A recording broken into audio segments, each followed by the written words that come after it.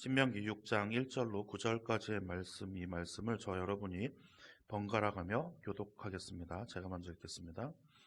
이는 곧 너희의 하나님 여호와께서 너희에게 가르치라고 명하신 명령과 규례와 법도라. 너희가 건너가서 차지할 땅에서 행할 것이니 내 아들과 내 손자들이 평생에 내 하나님 여호와를 경외하며 내가 너희에게 명한 그 모든 규례와 명령을 지키게 하기 위한 것이며 또 내 나를 장구하게 하기 위한 것이라. 이스라엘아, 듣고 삼가 그것을 행하라. 그리하면 내가 복을 받고 내 조상들의 하나님 여호와께서 내게 허락하심 같이 적과 꿀이 흐르는 땅에서 내가 크게 번성하리라. 이스라엘아, 들으라. 우리 하나님 여호와는 오직 유일한 여호와시니 너는 마음을 다하고 뜻을 다하고 힘을 다하여 내 하나님 여호와를 사랑하라. 오늘 내가 내게 명하는 이 말씀을 너는 마음에 새기고 내 자녀에게 부지런히 가르치며 집에 앉았을 때에든지 길을 갈 때에든지 누워있을 때에든지 일어날 때에든지 이 말씀을 강론할 것이며 너는 또 그것을 내 손목에 매어 기호를 삼으며 내 미간에 붙여. 9절 함께 읽겠습니다. 또 내 집 문설주와 바깥 문에 기록할지니라. 아멘. 네, 오늘 이 자리에 또 나오신 성도님들 감사드리면서 또 사랑합니다. 요새는 사랑한다는 말이 너무 이렇게 자주 나와가지고 저도 참 당황스럽습니다. 저희만의 작은 비밀도 금요일날 만들었으리라 믿습니다. 다른 분들한테 얘기하지 마시고요. 솔직히 말씀드려서 되게 부끄러운 일인데 우리 성도님들하고 좀 같이 나누고 싶었습니다. 그래서 굳이 또 그거를 또 막 우리 전도사가 이랬더라더라 뭐 이렇게 얘기하지 마시고 그냥 들어주시고 또 같이 기도해 주시면 참 감사드리겠습니다. 가족이라는 것 어찌 되었던 간에 결과가 어떻게 되었던 간에 하나님께서 만들어주신 이 가족이라는 것은 하나님께서 우리에게 주신 공동체 중에 가장 끈끈한 공동체입니다. 왜냐하면 같은 피가 섞였거든요. 교회 공동체, 이웃 공동체, 식탁 공동체, 사람들마다 자기네들 커뮤니티에 있는 공동체들이 많이 있을 텐데요. 그 어떠한 공동체보다 더 정이 가고 사랑이 가는 공동체는 가족 공동체일 것입니다. 아니야, 나는 가족 공동체 별로 좋아하지 않아. 내가 다니는 친목 모임에 있는 사람들이 내가 가족보다 더 소중해 라고 생각하시는 분은 아무도 없을 거예요. 혹여나 그러신 분이 있다고 하면은 정말 불행한 거죠. 하나님이 만들어주신 그 공동체, 가족 공동체가 그만큼 망가졌다라는 것이거든요. 자, 그렇게 어느 누구에게는 그것이 참 기쁨으로 그리고 쉴만한 공간으로 편안함으로 안락함으로 안전함으로 다가올 테지만 또 아까 말씀드렸듯이 어느 누구에게는 공포와 비극으로 다가올 때가 있을 것입니다. 그것이 우리에게 하나님께서 주신 가족입니다. 하나님께서는 공포와 비극으로 만들려고 우리에게 가족을 주시진 않았어요. 그 가족이라는 것, 가정이라는 것은 내가 가장 편안한 쉼을 누리고 내가 가장 안락해야 되며 또 내가 가장 무방비여도 괜찮은 곳이어야 합니다. 그게 하나님께서 우리에게 허락하신 가정이에요. 우리가 어떻게 하느냐에 따라서 그것들이 이제 바뀌어지는 그러한 것이에요. 그래서 오늘 신명기의 이 말씀, 하나님께서 계명을 주시고 다시 새롭게 주시는 이 신명기에서도 이 말씀으로 가정에 먼저 세워지는 것을 원하시고 계십니다. 오늘 말씀은 하나님께서 만드신 가족에게 복을 주시기 위한 단계별 진행 과정을 우리가 볼 수가 있습니다. 세 가지 단계로 이것을 좀 살펴볼 수가 있는데요. 첫 번째 단계는 이것이 누구를 위한 것인가? 나를 위한 계명인 것이에요. 나를 위한 계명이 과연 어떠한 것인가 우리가 한번 살펴보려고 합니다. 신명기 6장 1절과 2절의 말씀을 우리가 한번 같이 읽어보겠습니다. 이는 곧 너희의 하나님 여호와께서 너희에게 가르치라고 명하신 명령과 규례와 법도라. 너희가 건너가서 차지할 땅에서 행할 것이니 곧 너와 내 아들과 내 손자들이 평생에 내 하나님 여호와를 경외하며 내가 너희에게 명한 그 모든 규례와 명령을 지키게 하기 위한 것이며 또 내 날을 장구하게 하기 위한 것이라. 아멘. 어디에서 쓰신다고요? 이제 너희들이 차지할 곳에서. 네. 자, 신명기의 말씀은 모세가 요단 서쪽에서 이제 요단을 건너가는 이 이스라엘 백성들에게 마지막으로 당부하는 말씀이에요. 자, 그러면은 요단 반대편에서 가나안을 바라보면서 너희가 저 땅을 차지할 때에 하나님께서 이렇게 하라고 가르쳐 주신 명령이다. 그런데 이게 누구를 위한 것이냐는 거죠. 너와 내 아들과 내 손자들이 하나님 여호와를 경외하면 내 나를 장구하게 만들어 주실 것이다. 이거예요. 내 나를 장구하게 하기 위한 것이라. 장구라는 말이 매우 길고 오래 감이라는 것이라고 나와 있더라고요. 우리의 삶이 그리고 너의 자손들이 매우 길고 오래 갈 수 있도록 하기 위한 것이다. 멸하지 아니하고. 하나님의 이름이 영광을 받으시는 것은 우리가 그 영광을 누리기 위함이고 또 하나님의 계명을 지켜 나아가면서 하나님의 이름을 대대로 기억하게 우리가 가르치고 행하는 것은 무엇 때문이냐? 우리의 삶을 매우 길고 오래 축복하게 하시기 위해서 한다는 것이죠. 이 계명 자체는 하나님을 위한 것이 아니라 우리를 위한 것이에요.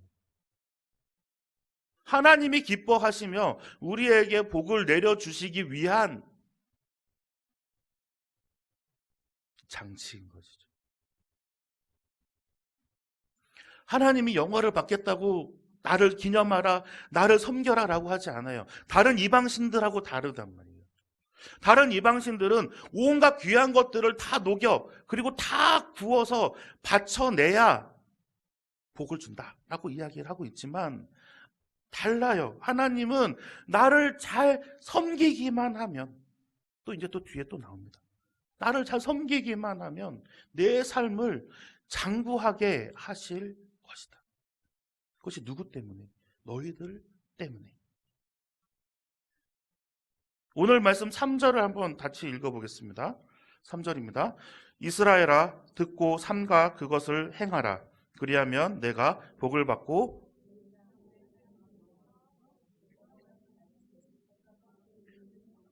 내가 크게 번성하리라. 아멘. 계명을 듣고 그것을 행하면 이제 그 뒤에 나오는 것들이 이것들이 정말 우리를 위한 것이잖아요. 복을 받고 하나님 여호와가 내게 허락하신 같이 젖과 꿀이 흐르는 땅에서 내가 크게 번성하리라. 이제 하나님은 이 가정이 어떻게 하나님을 섬기며 살아가야 하는지 이스라엘 백성들에게 가르치려고 이야기를 하시는 거예요. 이 목적이 나를 위한 것이 아니야. 너희들을 위한 것이야. 나를 섬기면 너희들이 크게 번성할 수 있어. 하나님이 우리를 얼마나 사랑하시는지 그들에 대해서 끝까지 참아내시며 그들을 위해서 인내하시며 나를 잘 섬기기만 하면 내가 주는 계명들을 잘 따르기만 하면 너희들의 복이 영원할 것이다 라고 하나님께서는 선언하고 계시는 거예요. 우리가 이미 출애굽기 때 그 시내산에서 모세가 하나님의 율법을 받아왔어요. 그게 무엇이죠? 십계명이죠. 10가지 그 계명, 그것을 이제 하나님께서는 한마디로 줄여놓으세요. 우리 막 10가지들을 막 하면서 나 외에 다른 신을 섬기지 말라. 오늘 아동부 찬양했는데요. 막 애들 막 랩도 따라 하려고 막 옹알옹알해요. 그 10가지의 계명들을 이제 단 한마디로 줄여놓으시고 이 하나만 지킨다면 너희의 가정은 이제 앞으로 하나님의 축복 안에서 살 수 있을 것이다 라고 이야기해요. 너희를 위해서. 나를 위해서가 아니고 너희를 위해서. 하나님같이 전지전능하신 분이 뭐 우리 없다고 뭐 어떻게 되시겠어요? 아니요. 너희가 잘 되기 위해서 섬겨라 라고 이야기하는 것이죠. 그것이 첫 번째 단계예요. 우리를 위한 계명이라는 것. 자, 이제 두 번째 계명, 어떻게 따라가야 하는 그 두 번째 단계는 어떠한 것이냐면 하나님을 사랑하는 단계입니다. 하나님을 사랑하는 단계. 한마디로 줄여놓은 것이 이거예요. 사랑하라. 오늘 말씀 4절과 5절의 말씀을 우리가 한번 같이 읽어보겠습니다. 이스라엘아 들으라. 우리 하나님 여호와는 오직 유일한 여호와이시니 너는 마음을 다하고 뜻을 다하고 힘을 다하여 내 하나님 여호와를 사랑하라. 아멘. 신명기 6장 5절이 구약 성경을 압축해 놓고 요약해 놓은 딱 한 문장이에요. 너는 마음을 다하고 뜻을 다하고 힘을 다하여 내 여호와를 사랑하라. 구약에 나오는 모든 인물들 중에 너는 마음을 다하고 뜻을 다하고 힘을 다하여 내 여호와를 사랑했던 사람들은 하나님의 축복을 받았고요. 그렇지 않은 사람들은 하나님의 진노하심을 받았습니다. 이 말씀이 얼마나 소름 돋고 기가 막히게 이루어지는지 우리는 구약 성경을 읽으면서 충분히 느꼈어요. 충분히 봤어요. 하나님께서 복을 내려주시고 하나님께서 진노하시는 모습들을 우리가 적나라하게 이 구약 성서 안에서 바라볼 수 있었습니다. 하나님을 진정으로 사랑할 수 있는 사람, 하나님을 진정으로 섬겼던 사람의 모습과 또 그렇지 않았던 사람들의 모습을 우리는 볼 수가 있어요. 그것이 무엇이냐? 내 하나님 여호와를 사랑하라. 어떻게 해요? 마음을 다하고 뜻을 다하고 힘을 다해서. 모든 축복의 시작은 하나님을 사랑하는 것에서 시작됩니다. 나 여호와 외에 나 외에 다른 신을 섬기지 마라 라고 이야기하는 것 있잖아요. 우리가 열심히 그것을 따라가려고 해도 하나님을 사랑하는 마음이 없으면 따라갈 수가 없어요. 하나님 말고 다른 것을 사랑한다고 하면 마음이 그쪽으로 가는데 어떻게 하나님만 섬기겠습니까? 이것이 바로 하나님께서 만들어진 두 번째 단계예요. 나를 사랑하라. 여호와 하나님을 사랑하라. 사랑이라는 단어가 그렇게도 오묘하고 놀라운 마법 같은 단어예요. 이 사랑은 모든 것을 회복시키십니다. 회복시킬 수 있어요. 또 모든 것을 형통하게 할 수 있어요. 또 이 사랑은 우리 가정의 축복과 평화를 이루어 줄 수 있어요. 그렇기 때문에 하나님께서 사랑하라라고 말씀하시는 거예요. 하나님을 사랑하라. 그렇다면 하나님을 사랑하게 되면 하나님이 내려주신 그 가정까지 어떻게 사랑하지 않을 수가 있겠습니까? 하나님께서 주신 가정을 지키는 방법, 내 하나님 여호와를 사랑하라. 어떻게? 마음을 다하고 뜻을 다하고 힘을 다해서 사랑하라 하면 가정도 충분히 사랑할 수 있을 것입니다. 이제 마지막 세 번째 단계입니다. 그것이 뭐냐면 마음에 새기고 가르치는 것이죠. 하나님을 사랑하는 단계가 이제 넘어섰어요. 나 이제 하나님을 너무너무 사랑하고 하나님만 섬기겠습니다 라고 고백을 했어요. 근데 이걸 어떻게 해요? 마음에 새기고 이제 흔들리지 않도록 마음에 새기고 이제 또 후손들에게 가르쳐야 하는 그러한 단계가 남아있죠. 오늘 말씀 6절에서 9절까지의 말씀을 우리가 한번 같이 읽어보겠습니다. 오늘 내가 내게 명하는 이 말씀은 너는 마음에 새기고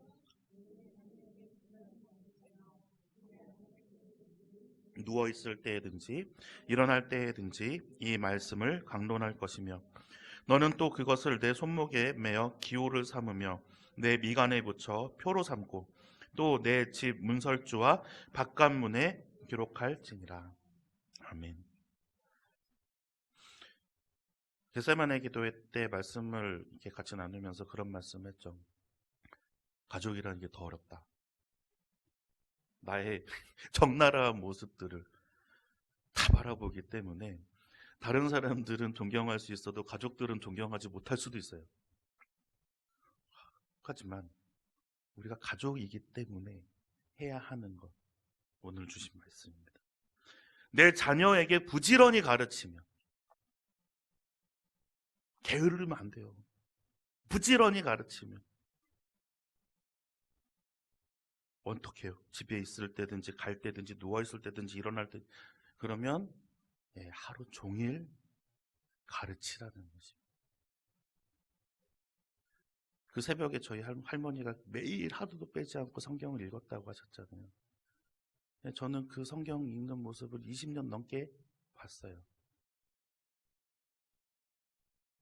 그 모습이 제가 지금 움직일 수 있는 힘이 됩니다. 제가 간증할게요. 네, 우리 부모님들이 마찬가지십니다. 이제는 가르칠 때 어떻게 가르쳐도 이렇게 해 라고 예수님께서는 가르쳐 주지 않았어요. 너희도 이와 같이 하라라고 가르쳐 주셨죠. 내가 여호와 하나님을 사랑하는 모습을 보여줘야 되는 거예요. 야, 너 예수님 하나님 사랑해야 돼. 하나님 사랑해야 돼. 하나님 사랑해야 돼가 아니라 내가 하나님을 사랑합니다 라는 것을 느낄 수 있도록 보여줘야 됩니다. 정말 실제로 삶으로 하나님을 사랑하는 부모가 있으면 자녀들도 하나님을 사랑할 수밖에 없어요. 정말로 그렇습니다. 제가 오늘 청소년부 설교를 하면서 우리 고등부 아이들한테 이런 말을 했어요. 너희들에게는 시간이 별로 없다. 어떤 시간이? 부모들과 함께 있을 수 있는 시간은 이제 얼마 남지 않았어. 너희들이 사는 시간은 많이 남았겠지. 아직까지 부모님들도 사시는 날들이 많이 남았겠지만 너희 부모와 너가 이제 함께 공유할 수 있는 시간은 이제 얼마 남지 않았어. 너희가 이제 대학을 가, 성인이 돼. 이제 밖으로 나가서 독립하게 되면 네가 지금 고등학교 때 1년 만난 너희 부모님을 만나는 그 시간보다 앞으로 평생 만날 시간이 더 작을 수도 있어. 너희 부모님을 이제 좀 더 소중하게 생각하고 너희 부모님이 하는 말씀에 조금 더 귀를 기울여줘 라고 이야기를 했거든요. 신기하게 애들이 절 쳐다봐요. 오늘 제가 감동했습니다. 한 번도 고개를 들지 않았던 아이들이 저를 쳐다보기 시작해요. 제가 오늘 성도님한테도 그런 말씀을 똑같이 한번 드릴게요. 아이들한테 이제 시간이 얼마 남지 않았어요. 성도님들한테도 얼마 시간이 남지 않았어요. 지금 옆에 있는 아이들이 평생 같이 갈 것 같죠? 아니요, 얘네들 성인 되면 이제 떠나요. 이 말씀을 강론할 때가 없어요, 이제. 조금 지나고 나면. 평생을 같이 할 것 같아 보이지만 아이들이 성인이 돼서 내 품 밖으로 떠나게 되면 이제는 더 이상 가르치고 싶어도 가르칠 수가 없어요. 특히나 여기는 이제 대학만 가도 기숙사니 뭐니 해서 밖으로 나가잖아요. 벌써 이제 기숙사 생활하고 있는 우리 친구들도 있어요. 그러면 이제 엄마에 대한 소중함을 이제 알아가기 시작할 거예요. 그런데 이제 늦었어요. 강론을 받을 수가 없어요. 이제는 스스로 깨달아야 되는 거예요. 그러면 이제 어머니는 이전보다 더 눈물로 기도합니다. 이 아이가 내 눈에 보이지 않으니까. 아이들을 바라보실 때 이제 시간이 얼마 남지 않았구나라는 생각을 계속 하시면서 정말 절박함과 절실함으로 내가 하나님을 얼마나 사랑하는지 아이들 앞에서 좀 보여주세요. 이게 가족이니까 할 수 있는 겁니다. 가족이 아니면 그걸 못해요. 왜? 같이 살질 않거든. 같이 살아가는 모습이 안 보이거든. 가족은 가장 내추럴한 모습을 보여줄 때가 있어요. 가장 자연스러운 모습을 보여줄 때가 있어요. 그 가장 자연스러운 모습에서 내가 하나님을 얼마나 사랑하고 있는지 보여주는 그 모습이 담겨 있다라고 하면 이 아이들의 삶이 변해요. 이 아이들의 삶의 모습들이 변해요. 내가 정말로 갈급할 때에 하나님을 찾아요. 그 하나님을 찾는 그 모습에서 하나님이 응답해 주십니다. 무조건요. 그리고 그 아이는 이제 하나님 앞에 바로 설 수 있어요. 그게 이제 어디서부터 시작하냐면 가정에서부터 시작할 수 있습니다. 막 눈물로 기도하셔야 돼요. 이 아이들을 위해서. 그래, 우리 하람이도 지금 기숙사에 가 있어요. 나 얼마 대견한지 몰라요. 지금 막 기도하고 막 그러고 있다 그래서 이 아이들이 정말 하나님 안에서 바로 설 수 있을 때까지, 막 하나님 안에서 정말 얘네들이 기쁨과 평강을 누릴 때까지 정말 이 엄마가 얼마나 많은 노력과 기도를 하시겠습니까? 가족이니까. 가족 안에서 정말로 우리가 하나님을 사랑하는 그런 모습들이 보여야 할 것입니다. 이런 모습 속에서 정말 우리의 가정이 대대로 하나님의 복을 누리는 그러한 삶을 살아가야 할 것입니다. 그러한 복을 우리가 확신으로 받고 살아갈 수 있을 그러한 믿음의 성도들이 다 되시기를 간절히 소망합니다.